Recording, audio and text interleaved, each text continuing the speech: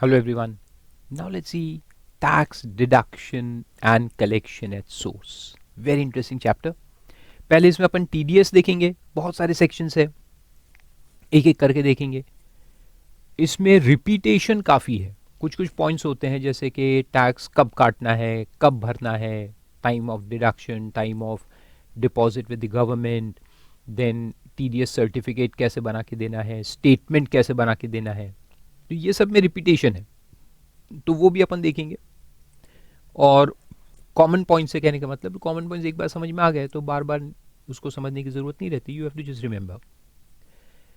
ध्यान किन किन चीज़ों पे रखना है इस चैप्टर के अंदर. और क्वेश्चन एग्जाम में कैसे आते हैं? क्वेश्चन सिंपल आते हैं कि 5-6 मार्क का क्वेश्चन आता है कि फलाने फलाने पेमेंट्स एक असेसी ने किए हैं, तो बताओ कि उसकी TDS काटने की लायबिलिटी कितनी होनी चाहिए. सो दे विल गिव यू कि इसको इतना पेमेंट किया, उसको इतना किया, इसको इतना किया, और TDS अपने को निकालना पड़ता है कि whether he is liable to deduct tax or not, and if liable then how much should have been the tax deducted at source. एक तो ये टाइप का क्वेश्चन आता है. दूसरा इंटरप्रिटेशनल क्वेश्चन आ सकता है कि एक आदमी ने दूसरे आदमी को इतना पेमेंट कर दिया है और TDS नहीं काटा, डिपार्टमेंट ने ऑब्जेक्शन रेज किया है, तो बताओ कि कौन सही कौन गलत. एक वो वाला क्वेश्चन आ सकता है. और तीसरा केस लॉ बेस्ड क्वेश्चन आ सकता है. TDS चैप्टर पे जो केस लॉज होते हैं, तो केस लॉज तो अपन लास्ट में पढ़ने वाले हैं, तो केस लॉज के ऊपर से क्वेश्चन आता है कि जो डिसीजन ऑफ द केस है उसको मद्देनज़र रखते हुए जो फैक्ट्स ऑफ द केस हुए थे वो पर्टिकुलर उसमें उस पर क्वेश्चन बना देते हैं, and you have to write the answer accordingly. तो ऐसे छोटे मोटे क्वेश्चन आते हैं, इसमें 5-6 मार्क का वेटेज है.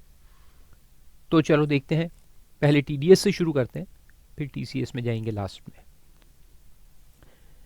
इसका कॉन्सेप्ट क्या है वो पहले समझा देता हूँ कि TDS का कॉन्सेप्ट क्या है. बहुत सिंपल है.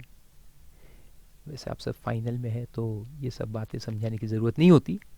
ये एक पेयर है और ये पेई है. तो पेई ने कुछ तो भी पेयर को सर्विसेज वगैरह रेंडर की है, और पेयर जो है उसके बदले में उसको पेमेंट करने वाला है.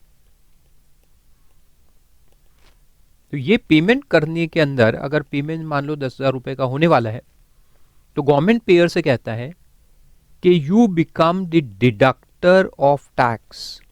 तुमको हम डिडक्टर बनाएंगे और तुमको ये पेमेंट में से एक स्पेसिफाइड परसेंटेज जो हम बताएंगे, यानी गवर्नमेंट बताएगा, उससे टैक्स काट लेना है. तो लेस कर देना है TDS.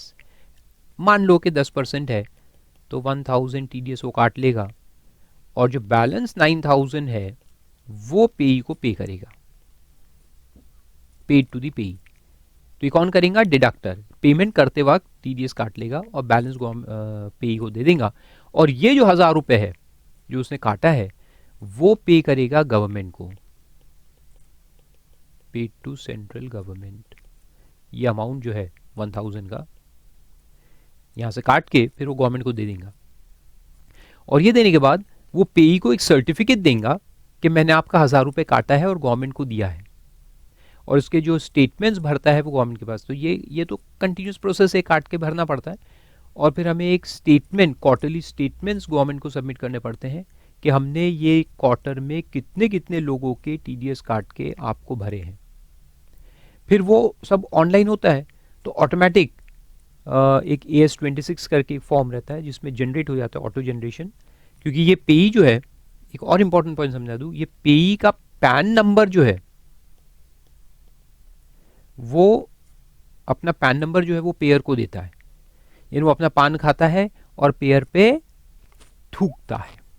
ठीक है, पान इसको देने का ज़रूरी है.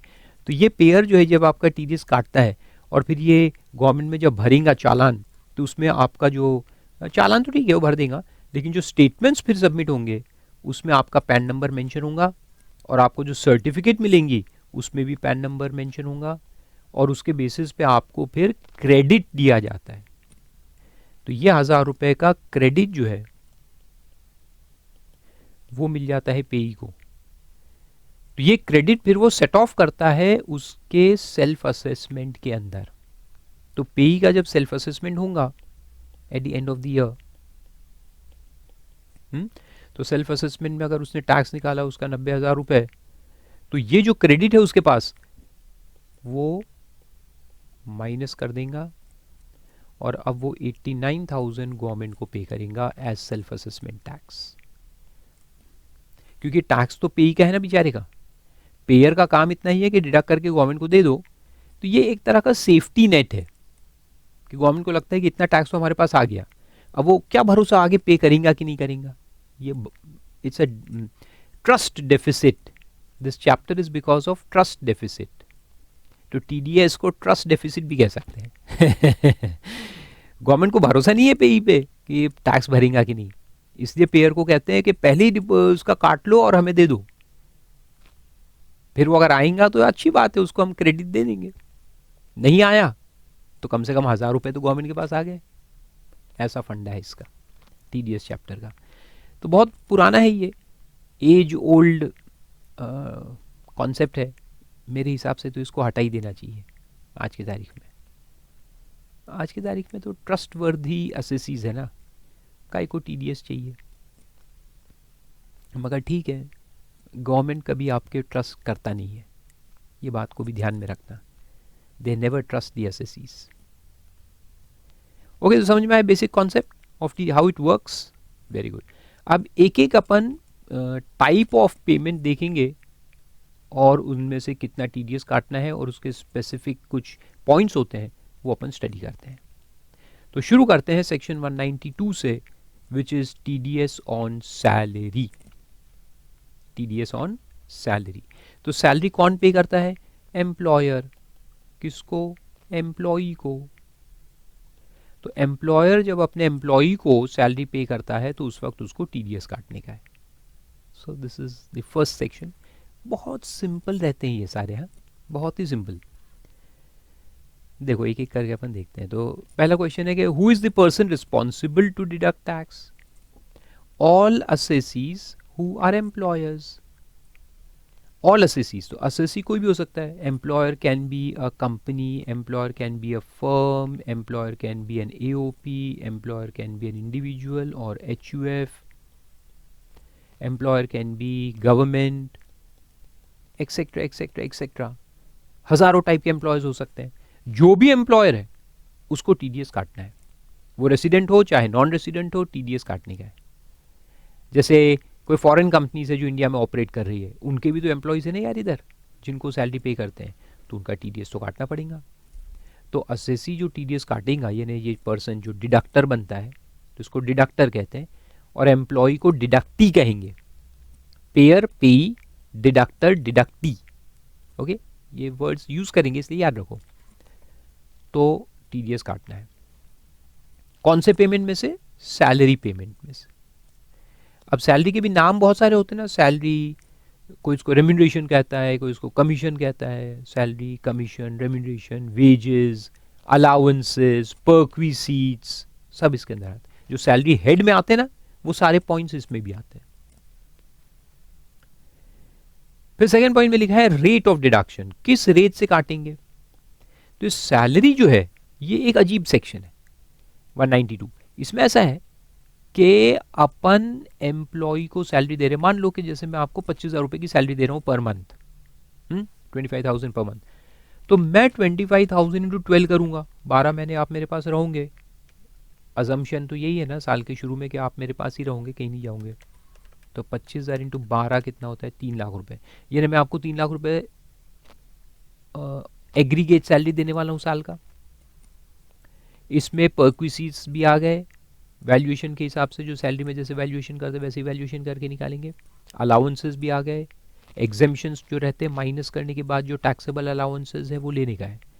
तो कैश सैलरी यानी basic salary, DNS allowance, all other taxable allowances and perquisites सब इसके अंदर आते हैं।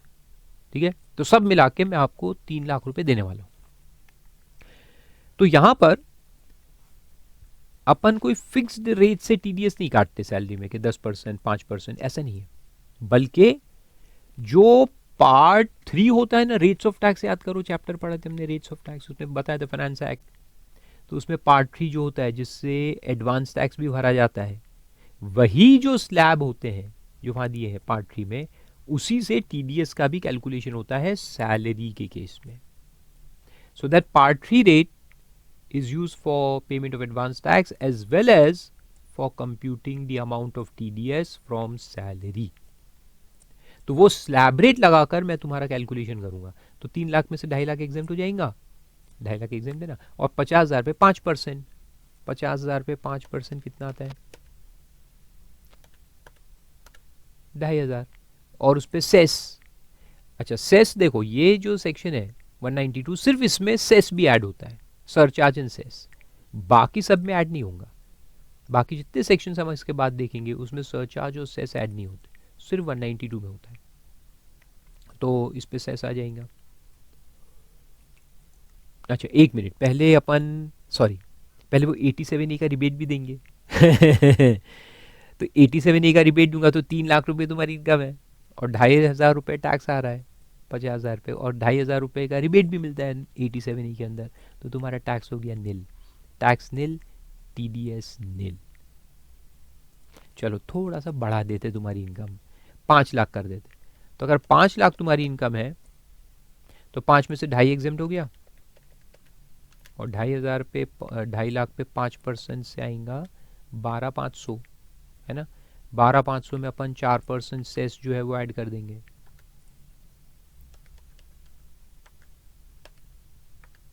तो 13,000 और 4 रुपये आ गया।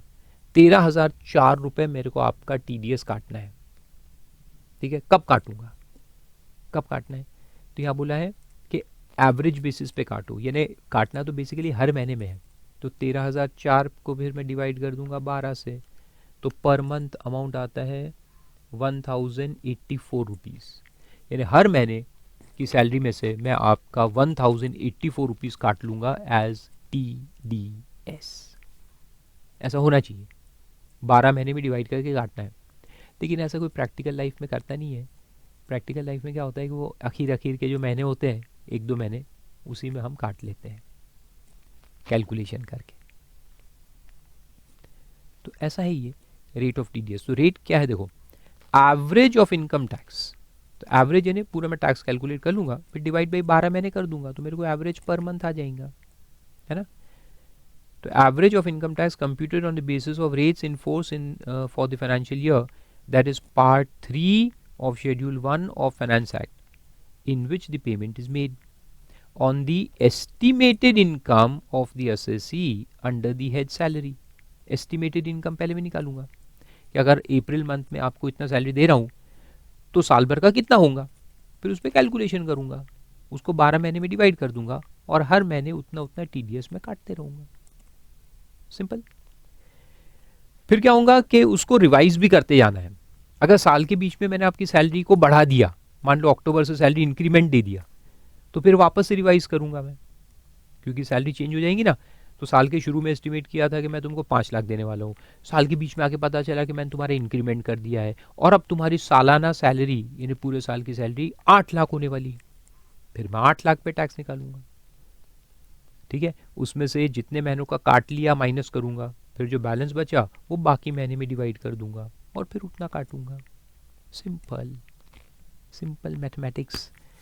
तो वो भी दिया देखो, the employer shall for the purpose of estimating the income of the employee और computing tax deductible obtain from the assessee the evidence or proof of particulars of prescribed claims including claim for set off of loss under the provisions of this act in such form and manner as may be prescribed। अब ये क्या कहता है कि जैसे आपके पास house property loss है तो आप सैलरी से सेट ऑफ कर सकते हो, है ना। बिजनेस लॉस तो नहीं कर सकते, लेकिन हाउस प्रॉपर्टी लॉस का सेट ऑफ हो सकता है सैलरी से। तो अगर आपके पास हाउस प्रॉपर्टी है और आप लॉस क्लेम करने वाले हो तो वो इन्फॉर्मेशन आपको मेरे को देना पड़ेगा राइटिंग में, एक फॉर्म रहता है उसका, वो फिल करके you have to give it to me. फिर जो एग्जेम्पशन है, जैसे आप HRA का एग्जेम्पशन लेना चाहते हो तो रेंट पेमेंट होना चाहिए ना उसमें, तो रेंट पेमेंट की डिटेल्स आप मुझे दो। फिर 80C का डिडक्शन आपको मिलना है तो वो मुझे दो, 80C। 80D medical insurance premium पे किया है उसका डिटेल्स दो। तो ऐसे जो डिडक्शंस या एग्जेम्पशंस आप लेने वाले हो वो आपको मुझे देना पड़ता है इन राइटिंग, तो वो लिखा है एविडेंस आप दो, और वो एविडेंस देने के बाद फिर मैं उनको कंसिडर करूंगा, यानी उनको माइनस करके फिर नेट पे TDS कैलकुलेट करूंगा। समझ में आया?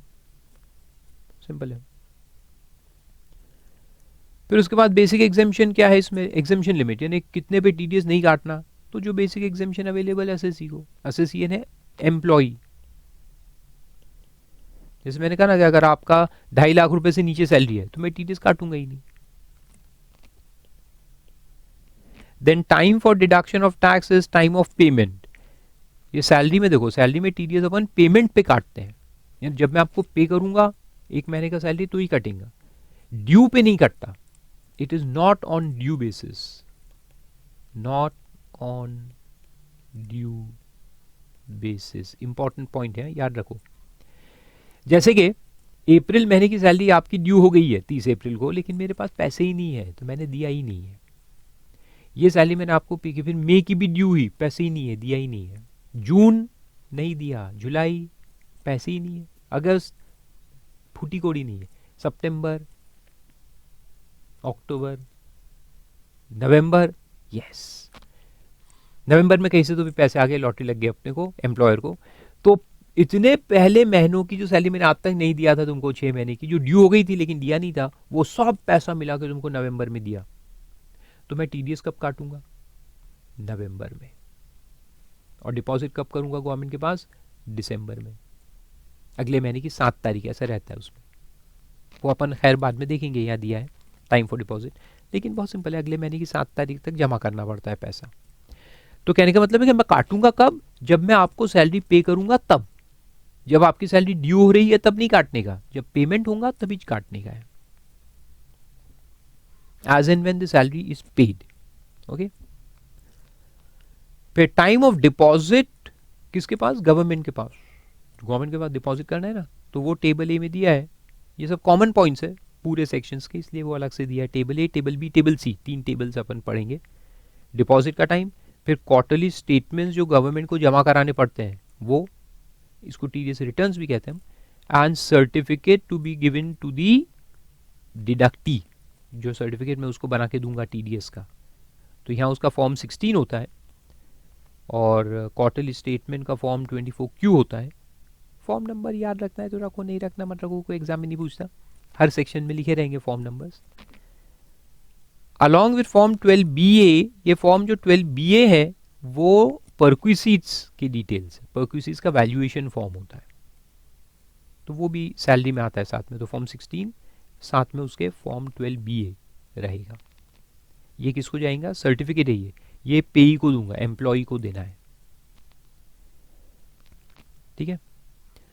तो ये सब देखेंगे हम। And deduction of tax at lesser rate, एक कॉन्सेप्ट है कि लेसर रेट से अगर आप कटवाना चाहते हो, एम्प्लॉय चाहता है कि मेरा इतना टीडीएस मत काटो। जैसे फॉर एग्जांपल कि 10 लाख रुपए की मैं आपको सैलरी दे रहा हूँ, तो 10 लाख में मैंने तो नॉर्मल स्लैब रेट लगा के कैलकुलेशन कर लिया, तो कितना आएगा? 1,12,500 प्लस सेस जो भी आएगा, तो उतना मैं काटना चाहता हूँ। लेकिन तुम कहते हो कि नहीं सर इतना मत काटो, कोई तो भी रीज़न है जिसकी वजह से मेरा टैक्स इतना आएगा नहीं, तो आप इतना मत काटो। तो फिर उसके लिए आपको क्या करना है, देखो उसका प्रोसीजर क्या है। If you want, you are the employee, if you want your tax to be deducted at lesser rate, या कटवाना ही नहीं चाहते, नो डिडक्शन, तो फिर आपको क्या करना है?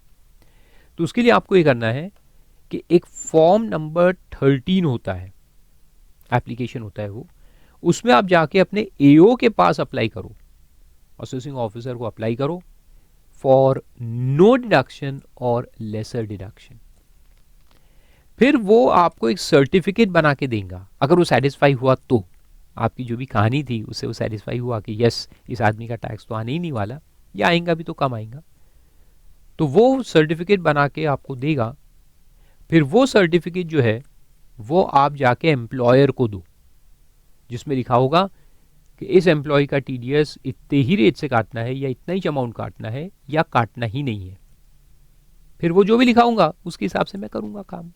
मेरे को क्या है, गवर्नमेंट खुद बोल रहा है, एओ खुद बोल रहा है कि इतना काटो तो उतना काटूंगा, मत काटो तो नहीं काटूंगा, सिंपल, ठीक है। तो वो एक फंडा है।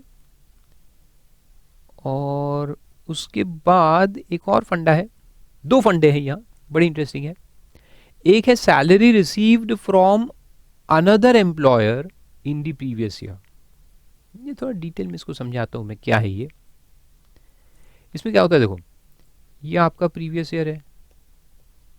प्रीवियस ईयर में आप पहले ए लिमिटेड में एम्प्लॉयड थे, तो वहां आपने 4-5 महीने काम किया, ठीक है।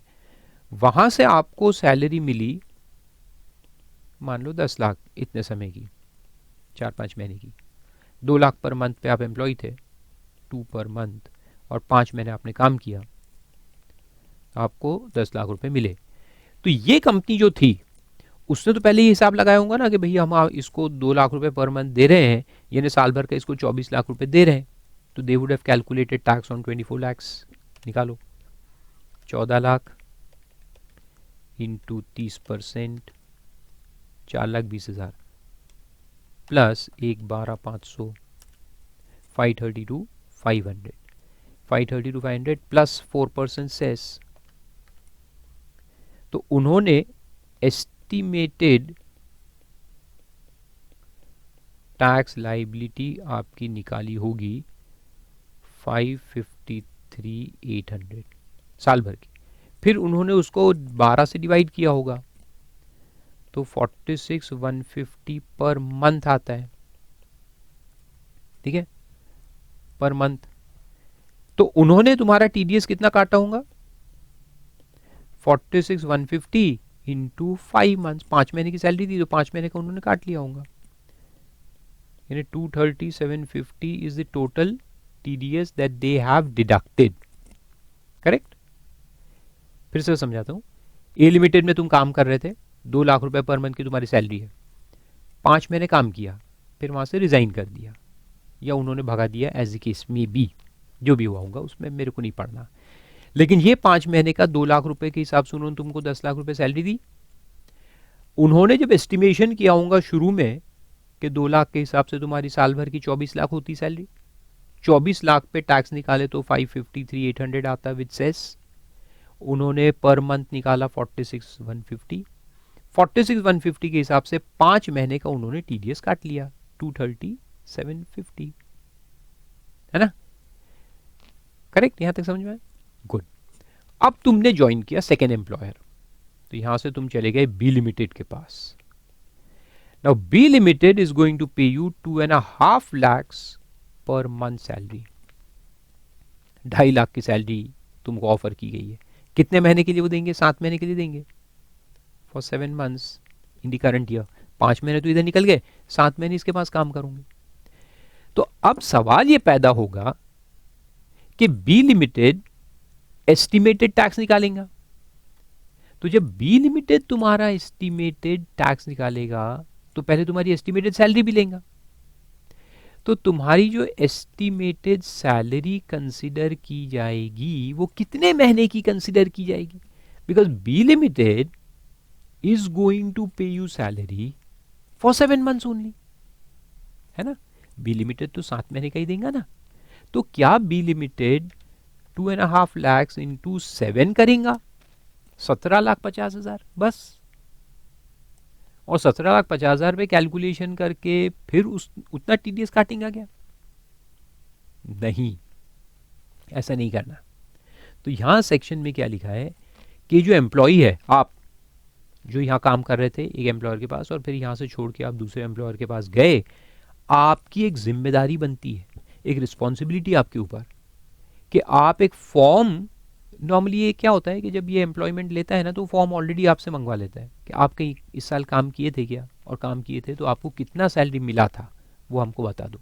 तो this you have to inform him कि अपन ए लिमिटेड के पास काम कर रहे थे, उसके पास हमने 10 लाख रुपए की सैलरी ली और इतना टीडीएस वो हमारा काट चुका है।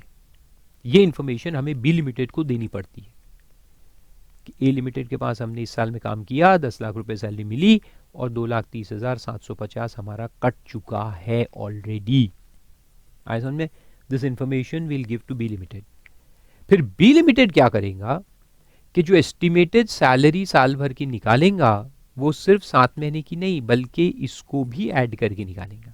तो ये तुमको 17.5 देने वाला है, 2.5 लाख इंटू 7, है ना, 2.5 इंटू 7, 17.5 प्लस उसमें ऐड कर देंगे वो 10 लाख जो एम्प्लॉयर 1 ने तुमको ऑलरेडी दे दिया है।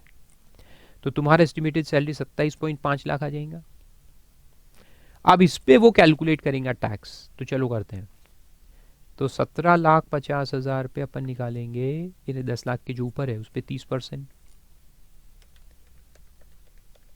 17,50,000 पे 30% से आएगा 5,25,000 प्लस उसमें ऐड कर देंगे, अरे यार 5,25,000 आया था ना, प्लस 4% सेस, तो estimated tax for the whole year comes to 546। कम कैसे हो गया? उधर 553 आ रहा था, कम कैसे हो गया मेरे भाई? ज़्यादा होना चाहिए। ठहरो, एक गड़बड़ है। 17,50,000 आह आह कैलकुलेटर पे करने का ये मिस्टेक होता है। 1,12,500 ऐड करना भूल चुका हूँ मैं। 17,50,000 इंटू 30% प्लस 1,12,500, गड़बड़ हो गई ना। तो अपना टैक्स आता है देखो 637,500, 637,500 प्लस 4% सेस, तो 663 आता है, 663। यस, ये आया। अब इसमें से इतना टैक्स तो ऑलरेडी कट चुका है ना, पहले एम्प्लॉयर ने काट चुका है, तो ये जो यहां है ये अपन माइनस कर देंगे, लेस कर देंगे। जो भी टीडीएस उसने काटा हुआ है, हो सकता है उसने कम काटा हो, जो भी काटा है वो अपन यहां माइनस कर देंगे, और फिर जो बैलेंस आएगा 432,250, ये अब इसको काटना है, बी लिमिटेड ने इतना पैसा अब काटना है, तो ये अब उसको टू बी डिडक्टेड, और इसको अगर अपन 7 महीने से डिवाइड करेंगे, डिवाइड बाय 7, तो आएगा 61,750 पर मंथ ओवर 7 मंथ्स।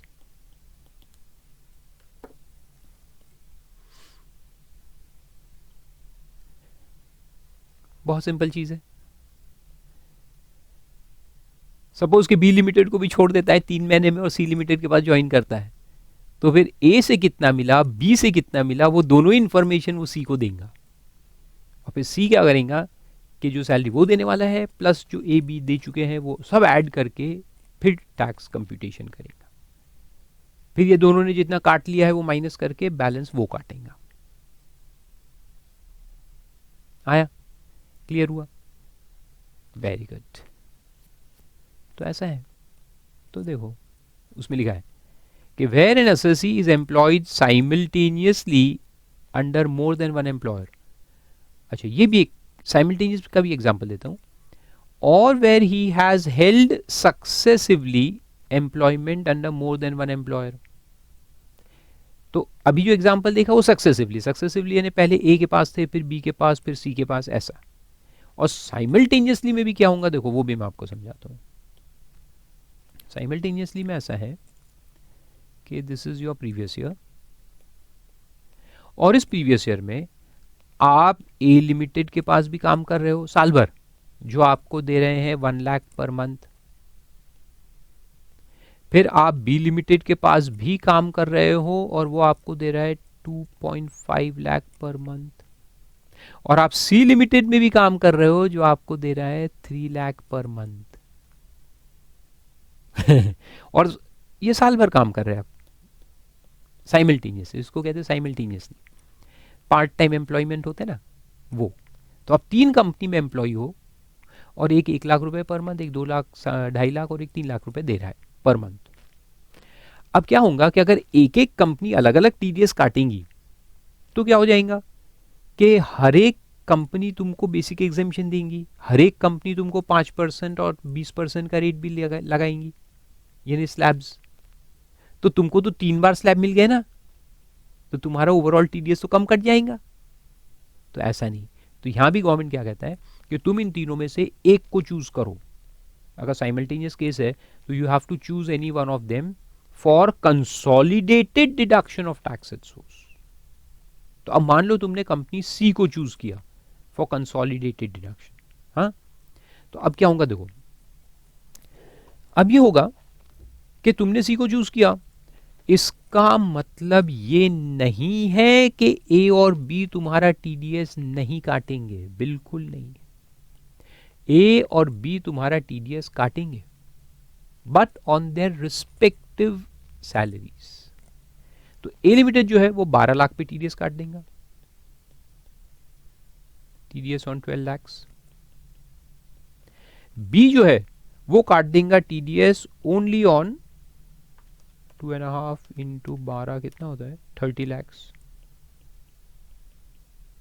ठीक है, तो ये आपको 12 लाख देने वाला है, वो 12 लाख पे टीडीएस काट लेगा।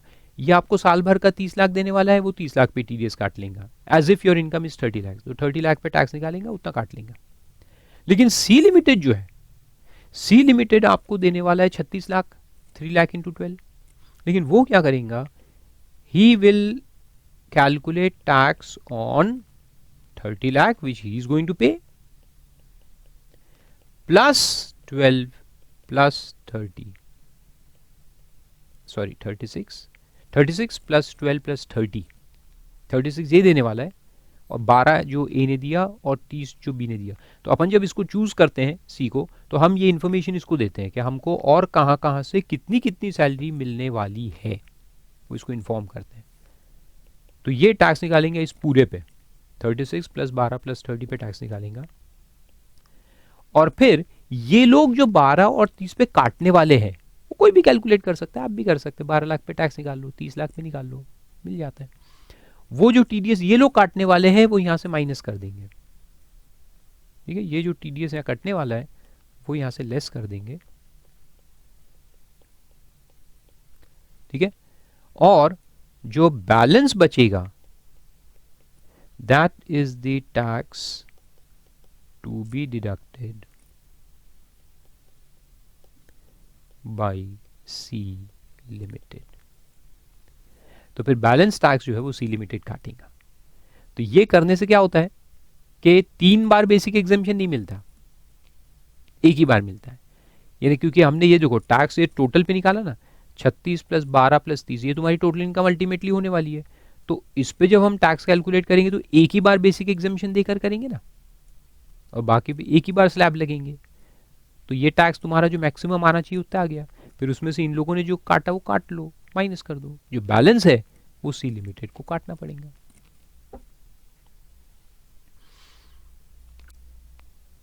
बड़े फंडे बना के रखता है गवर्नमेंट भी, समझ में आए, सिंपल। तो वो यहां लिखा है देखो, he may furnish to one of the said employers। तो ये one of the said employers कहां पे आता है, साइमल्टेनियस के केस में। सक्सेसिव में तो अगला अगला ऐसे आएगा, next employer. as he may choose details of salary due or received by him from the other employer or employers, the TDS already deducted therefrom and such other particulars। तो ये अपने को देना है कि कितना सैलरी हमको मिलने वाला है दूसरों से और कितना टीडीएस उन्होंने ऑलरेडी काट लिया है in form 12B। And thereupon such employer shall take into account the details so furnished for the purpose of making the deduction। तो अब जिसको चूज किया है वो टोटल सैलरी के ऊपर टैक्स निकालेगा, जो बाकी लोग काट चुके हैं उतना माइनस करेगा और बैलेंस वो काटेगा। सिंपल। फिर उसके बाद एक पॉइंट है इंक्लूजन ऑफ इनकम और लॉस ऑफ अदर हेड्स। ये भी बड़ा इंटरेस्टिंग है। देखो एम्प्लॉई तो मेरी सैलरी पे टीडीएस काटेगा बस, तो मान लो मेरी सैलरी साल होने वाली है 50 लाख, तो 50 लाख पे टीडीएस काट लेंगे। लेकिन मुझे अदर सोर्सेज वगैरह में भी इनकम है, मेरी इन्वेस्टमेंट्स है उस पर इंटरेस्ट वगैरह भी आता है, और मेरे कुछ बिजनेसेस है उससे भी इनकम है, उस पर तो एम्प्लॉयर टीडीएस नहीं काटेगा ना, उसको कैसे मालूम पड़ेगा कि मेरी दूसरी इनकम भी है, तो obviously he will not deduct tax on that. तो यहां पर एक कॉन्सेप्ट ऐसा है कि मैं एम्प्लॉई अपने एम्प्लॉयर को जाके कह सकता हूं कि साहब देखिए मेरे पास बिजनेस इनकम भी है 50 लाख, मेरे पास अदर सोर्सेज में भी इनकम है 22 लाख, और ऐसे ऐसे बहुत सारी इनकम्स है, ये भी आप कंसिडर करो और उस सब पे टीडीएस काट लो। तो सैलरी में ये सबको ऐड करो और फिर पूरे पे टीडीएस काट लो। तो ऐसा मैं कर सकता हूं क्या? यस, वही लिखा है यहाँ, law allows the employees to disclose his other incomes to the employer and ask the employer to deduct tax on these incomes also. बिल्कुल करवा सकते हो, लेकिन सवाल ये आएगा कि आप कराओगे क्या? यस, फायदा है इसका, कराना चाहिए। क्यों? क्योंकि अगर अपन कटवा लेंगे टैक्स तो फिर अपने एडवांस टैक्स जो भरना है वो बच जाता ना। वी डोंट हैव टू पे एडवांस टैक्स देन। देना तो है ही, या तो टीडीएस के फॉर्म में दो या एडवांस टैक्स भरो। और एडवांस टैक्स भरने में अपन नॉर्मली भूल जाते हैं, और भूल गए तो फिर इंटरेस्ट लगता है 234B और ए के अंदर। तो उससे बचना है ना, सी 234ABC, तो उससे बचना है आपको इंटरेस्ट से बाद में, तो आप टीडीएस कटवा लो, सिंपल। तो वो है। तो इनकम में तो कोई प्रॉब्लम नहीं है, इनकम तो आप कितनी भी डिस्क्लोज करो। सवाल आता है लॉस का। क्या अपन एम्प्लॉयर को ये बोल सकते हैं क्या कि मेरे पास दूसरे हेड्स में लॉस है तो आप प्लीज इसको सेट ऑफ करो? तो आंसर है यस एंड नो। सिर्फ हाउस प्रॉपर्टी लॉस करवा सकते हो set of, not any other head loss. खैर, बिजनेस और कैपिटल गेन तो वैसे भी सैलरी से सेट ऑफ नहीं होते। बचा एक अदर सोर्सेज जो नॉर्मली होता तो है लेकिन यहां पर नहीं हो सकता। So we can not go and disclose our other sources loss to the employer and ask him to set off. He will not do that. But house property yes. तो ऐसा है, इनकम कोई भी चलेंगी, लॉस सिर्फ house property and not any other loss. ठीक है, तो वो उसमें लिखा है कि the employer shall include the income from any other head, any other excuse me, on a declaration filed by the employee, but shall not consider loss under any other head except house property. तो loss कौन सा consider करेंगे? सिर्फ house property का, उसके अलावा कोई नहीं। इनकम कोई भी, लॉस सिर्फ house property. However, such inclusion of other income shall not in any case have the effect of reducing the tax deductible on salary income. बराबर है, दूसरी इनकम को ऐड करवाओगे तो उसका इफेक्ट जो है वो ये नहीं होना चाहिए कि टीडीएस कम हो जाए, टीडीएस बढ़ना चाहिए, कम नहीं होना चाहिए। वो भी सिंपल है। अब आप पूछोगे सर टीडीएस कम कैसे होगा? दूसरी इनकम ऐड करने से टीडीएस कम कैसे होगा? देखो वो कैसे होता है, मैं आपको समझाता हूँ। ये सैलरी है अपनी, और इधर मेरे पास अदर इनकम है। हो सकता है कि अदर इनकम जहां से मेरे को आ रही है, हाँ, तो इनकम आ रही है 1 लाख, लेकिन इसमें मेरा 30% टीडीएस कट के आ रहा है। मान लो कोई ऐसी इनकम है जिसपे 30% टीडीएस ऑलरेडी कट गया है, और यहां सैलरी मेरी 6 लाख रुपए है, 6 लाख। तो 6 लाख में अगर अपन टैक्स निकाले तो कैसे निकलेगा? 2.5 लाख पे तो एग्जेम्पशन है, फिर 2.5 लाख पे तो 5% आ रहा है। देखो इसमें समझाता हूँ मैं आपको। 2.5 लाख पे तो नील है, फिर उसके बाद 2.5 लाख पे 5% है, और उसके ऊपर जो 1 लाख है उसके ऊपर 20% है ना। अब मैं अगर एम्प्लॉयर को जाके बोलूंगा कि मेरी ये 1 लाख और इनकम है, आप इसको भी कंसिडर कर लो, तो ये अगर 1 लाख भी हम यहाँ कंसिडर करेंगे तो 6 से 7 ही होगा ना। तो 6 से 7 यानी कौन से स्लैब में आएगा? ये 1 लाख 20% के स्लैब में आएगा। तो वो 1 लाख यहाँ पे जब मैं ऐड करूंगा तो वो 20% के अंदर ही आएगा।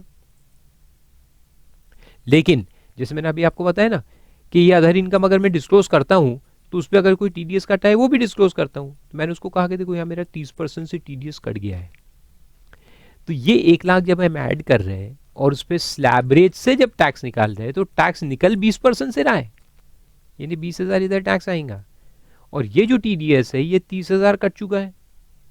तो जब इसको हम माइनस करेंगे यहां तो 10,000 नेगेटिव हो जाएगा ना। 10,000 नेगेटिव यानी वो ये जो टीडीएस कटना चाहिए था उसको भी कम कर देगा। आ रहा है समझ में कि ऐसी कोई इनकम है जिसपे हायर रेट से टीडीएस कट गया है। अब ये इनकम अगर यहां स्लैब में डालेंगे तो लेसर स्लैब में आ रहा है, और ये टैक्स अगर आप यहां माइनस करेंगे तो what effect it will have कि जो 6 लाख पे टीडीएस कटना चाहिए था वो भी कम हो जाएगा 10,000 से। तो गवर्नमेंट कहता है नो नो नो, ऐसा नहीं हो सकता।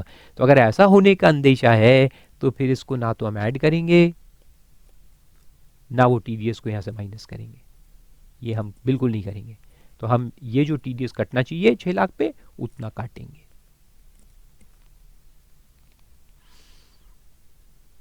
Got it, very good. तो वो है inclusion of income and loss का पॉइंट। तो इनकम इंक्लूड करो, इनकम इंक्लूड करने से टीडीएस बढ़ रहा है तो चलेगा, कम नहीं होना चाहिए। और लॉस से कम हो सकता है but only house property loss, उतना अलाउ किया है गवर्नमेंट ने कि ठीक है आप हाउस प्रॉपर्टी लॉस डिस्क्लोज करो, उसको सैलरी से सेट ऑफ करके जो फिर डिफरेंस आएगा उस पर टीडीएस काटेंगे। और फिर 89(1) का एक रिलीफ दिया है। 89(1) जो रिलीफ होता है ना सैलरी के केस में, अरियर्स पढ़े थे ना अपने, अरियर्स और एडवांस सैलरी, तो वो अपने को डिस्क्लोज करना है। तो अगर मेरे को मान लो अरियर्स मिल रहा है तो उसमें भी टीडीएस कटेगा ना, लेकिन उसमें जो रिलीफ मिलता है, रिलीफ, तो वो अपन एम्प्लॉयर को हमारे पिछले सालों के जो इनकम स्टेटमेंट्स है वो डिस्क्लोज करेंगे। उसमें वो रहता है ना कि जिस साल का अरियर है उस साल में ऐड करके देखो, वो 7 स्टेप्स याद है, तो उसके कैलकुलेशन के लिए वो इन्फॉर्मेशन लगेंगी उस साल की, जिस साल का अरियर्स था, तो वो हम डिस्क्लोज करेंगे। उसके बेसिस पे एम्प्लॉयर जो है वो रिलीफ कैलकुलेट करेगा, रिलीफ माइनस करके जो डिफरेंस है उतना फिर टीडीएस काटेगा, तो वो अपन क्लेम कर सकते हैं। ग्रेचुइटी, वीआरएस कॉम्पनसेशन, उसमें भी अरियर्स में भी तो वो अपन करवा सकते हैं। उसमें फॉर्म 10E करके एक है, वो हमको देना पड़ता है उसको। उसमें क्या रहता है, इन्फॉर्मेशन रहती है। फिर लास्ट में एक पॉइंट है बड़ा इंटरेस्टिंग, ये भी, tax by employer on non monetary perquisites. ये बड़ा इंटरेस्टिंग है, ये भी समझाता हूं पहले क्या है, ऐसे नहीं समझ में आएगा। Okay let's see. अब ये क्या है, देखो एक अपना एम्प्लॉई है मिस्टर नाना करके, ठीक है, उसको हमने टोटल सैलरी दिया है विच इंक्लूड्स द मॉनेटरी में अलाउंसेस भी आते हैं, अलाउंसेस भी मॉनेटरी टर्म्स में रहते हैं, और पर्क्विसीज भी है उसके अंदर, वैल्यू ऑफ पर्क्विसीज, हाउस, कार वगैरह, सब मिला के उसकी सैलरी आ रही है 10 लाख। लेकिन जिसके अंदर मॉनेटरी अमाउंट जो है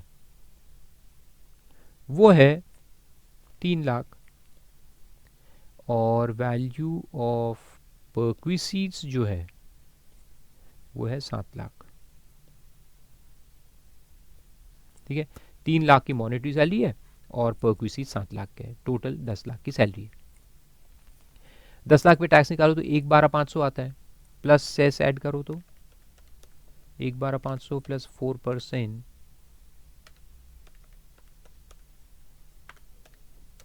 1,17,000 आता है। तो टोटल टैक्स जो इसके ऊपर है वो 1,17 है जो टीडीएस काटना है। अब होता क्या है कि टीडीएस तो कटता है मॉनेटरी सैलरी के अंदर से ना, तो बेचारे की सैलरी 25,000 रुपये पर मंथ दिख रही है, 3 लाख, उसके अंदर से 1,17,000 काट देंगे, पर्क्विसीज में से टीडीएस थोड़ी कटता है, टीडीएस तो मॉनेटरी में से कटता है। तो अगर इतना पैसा काट देंगे तो बेचारे के पास कैश तो बचेगा ही नहीं, घर बहुत बड़ा और खाने को पैसे नहीं, ऐसा हो जाएगा। तो इसलिए यहां पे सेक्शन 192 में एक राइट दिया है एम्प्लॉयर को कि वो चाहे तो, कंपल्शन नहीं है, चाहे तो ऑप्शन है ये, if employer wants he can pay proportionate tax. ये जो टैक्स है ना इसको प्रोपोर्शन कर देंगे, तो प्रोपोर्शन में डालोगे तो कितना आएगा, 1,17,000 divided by 10 into 3, 35,100 is to 81,900, ये आएगा टैक्स। 1,17 को डिवाइड कर दे तो, है ना, तो ये जो डिवीजन हो गया टैक्स का, तो अब एम्प्लॉयर के पास चॉइस है। हाँ, एक तो ये कि वो 1,17 काट ले, यहां से टीडीएस काट ले पूरा, वो एक चॉइस है। दूसरा कि ये 1,17 का जो प्रोपोर्शन पर्क्विसीट्स के तरफ आता है ये वो खुद पे करे, employer pays out of his pocket. बार बार कह रहा हूं ये चॉइस है, हाँ कंपल्शन नहीं। So this tax will be paid by employer separately. मैं थोड़ा ऊपर करके लिखता हूं, जगह मेरे पास कम है। कितना आ रहा था ये इनकम है 81,900 35,100 ये आ रहा था ना, हाँ। तो अब ये 89,100 जो है, तो मैंने क्या लिखा, shall be paid by employer on behalf of employee, employer पे करेगा। और ये जो 35,100 है इतने का टीडीएस काट लेगा। लेकिन अब होगा क्या कि ये 81,900 जो एम्प्लॉयर पे करता है उसके बाकी इंप्लीकेशंस क्या है वो भी समझ लो। बिजनेस हेड में अपन ने देखा था, बिजनेस हेड में, कि ये 81,900 जो एम्प्लॉयर पे करता है इसका एम्प्लॉयर को डिडक्शन नहीं मिलेगा। Not allowed as deduction to the employer, no business deduction. 40 clause A का आखिरी point, tax paid by employer on behalf of employee on the value of perquisites not allowed as deduction to the employer। यानी indirectly employer का खर्चा तो हो गया लेकिन उसको डिडक्शन नहीं मिलेगा, यानी कि वो इनडायरेक्टली उस पर टैक्स पे करेगा। खर्चा है और डिडक्शन नहीं है, मतलब कि टैक्सेबल इनकम बढ़ जाएंगी ना उसकी, यानी इनडायरेक्टली एम्प्लॉयर टैक्स पे कर रहा है। और ये जो अमाउंट है 81,900 this is exempt in the hands of employee. ये 81,900 एम्प्लॉय के हाथ में एग्जेम्प्ट है। ये 81,900 को अपन एम्प्लॉय की इनकम नहीं मानेंगे, एम्प्लॉय की इनकम 10 लाख ही मानेंगे। हालांकि उसको रियल बेनिफिट देखा जाए तो 81,900 भी एक तरह का परक्यूसिटीज है ना। Any amount paid by employer on behalf of employee is a परक्यूसिट।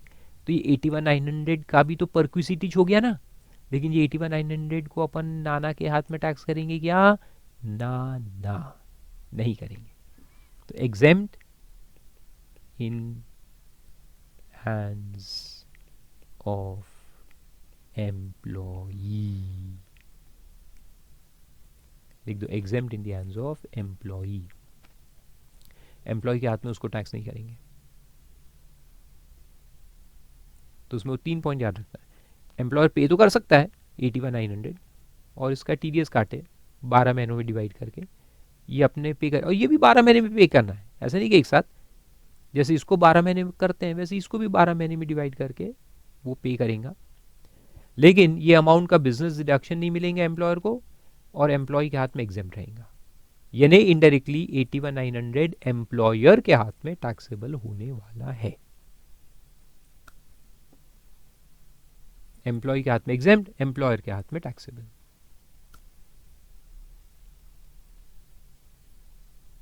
आए समझे? तो ये वाली लिखा है देखो,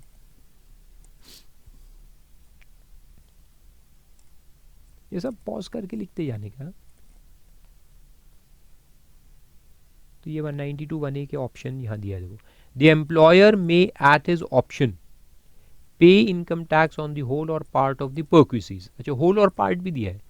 81,900 आ रहा था प्रोपोर्शन में, जरूरी नहीं कि पूरा पे करे, हो सकता है उसका कोई पार्ट भी वो पे करे। ठीक है। Provided by way of perquisites provided by way of non minority payments, such tax shall be determined at the average of income tax computed on the income chargeable under the salary including the non monetary purposes। तो पहले हमने सबको add करके निकाला, 10 लाख पे tax निकाला, फिर वो 10 लाख पे हमने डिवाइड किया। ठीक है। The tax so payable shall be constituted as if it were a tax deductible at source. अब ये भी देखो, शैल बी कॉन्स्टिट्यूड, कॉन्स्टिट्यूड यानी अंडरस्टूड एज टीडीएस। तो ये जो टैक्स उसने पे किया ना इसको टीडीएस ही मानेंगे। तो इसका मतलब और एक है, वो भी लिख लो आप यहाँ, कि ये 81,900 जो एम्प्लॉयर ने पे किया है ना, it will be allowed as credit to the employee. इसका क्रेडिट एम्प्लॉय को मिल जाएगा, जैसे टीडीएस का क्रेडिट मिलता ना, इसका भी क्रेडिट एम्प्लॉय को मिलेगा। तो वैसे ही 81,900 का भी क्रेडिट एम्प्लॉय को मिलेगा। अब आप कहेंगे ऐसा क्यों? अरे मिलना तो चाहिए ना, क्योंकि जब नाना अपना सेल्फ असेसमेंट बनाएंगा अगले साल तो वो तो सैलरी 10 लाख लेंगे ना। अब नाना 10 लाख की सैलरी पे टैक्स निकालेंगा तो ये दोनों का क्रेडिट मिलके माइनस होगा ना वहाँ। अगर ये 81,900 माइनस नहीं करूंगे, यानी नाना क्या 81,900 का सेल्फ असेसमेंट टैक्स भी भरेगा क्या, तो डबल टैक्सेशन हो जाएगा। एम्प्लॉयर ने भी भरा, फिर एम्प्लॉय भी भरेगा, तो इसलिए इसका भी क्रेडिट अपन नाना को देंगे, जस्ट लाइक टीडीएस क्रेडिट। तो क्रेडिट दोनों का नाना को मिलेगा, फुल 1,17,000 का क्रेडिट उसको मिलेगा।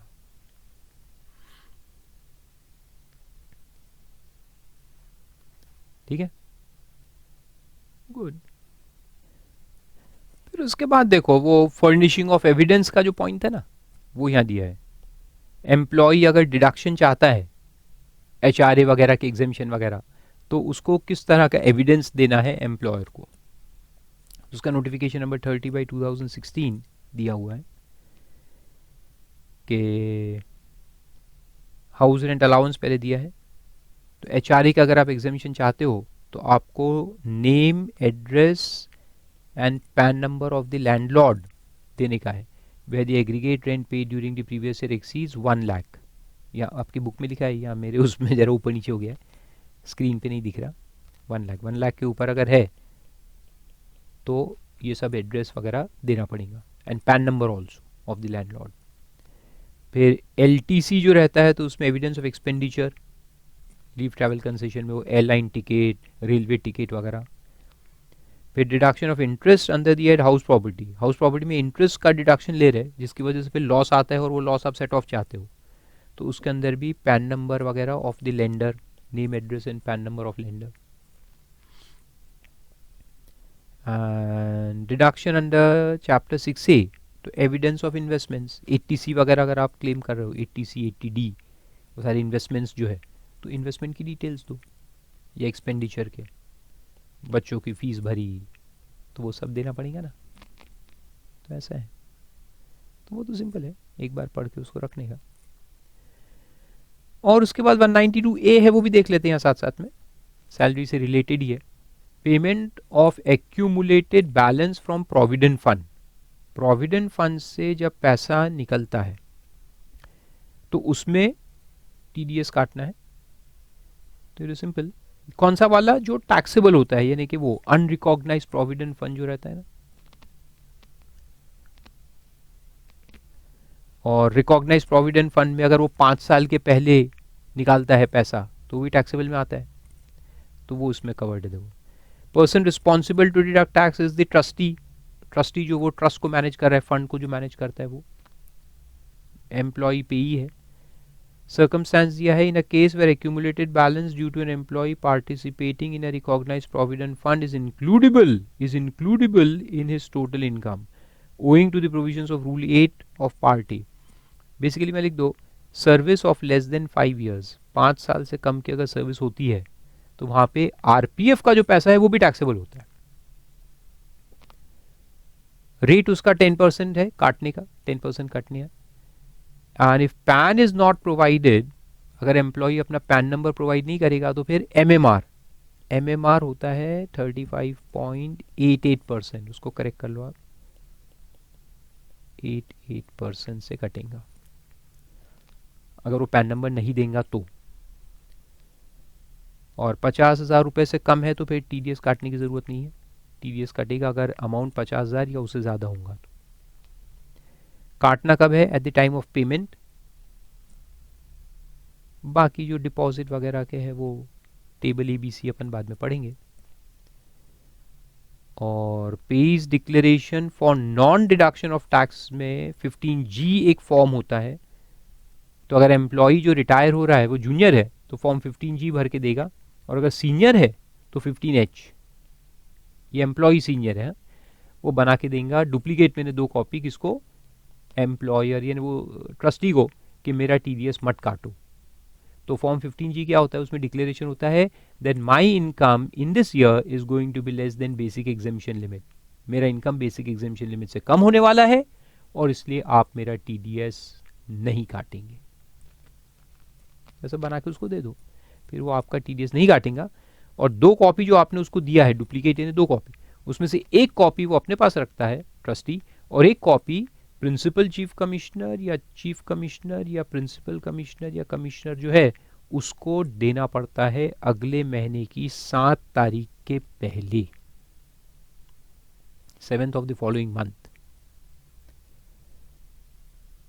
1 कॉपी वहां जमा करा देगा ट्रस्टी, हम उसको 2 कॉपी देंगे, 1 कॉपी वो रखेगा, 1 कॉपी कमिश्नर के पास जमा कराएगा।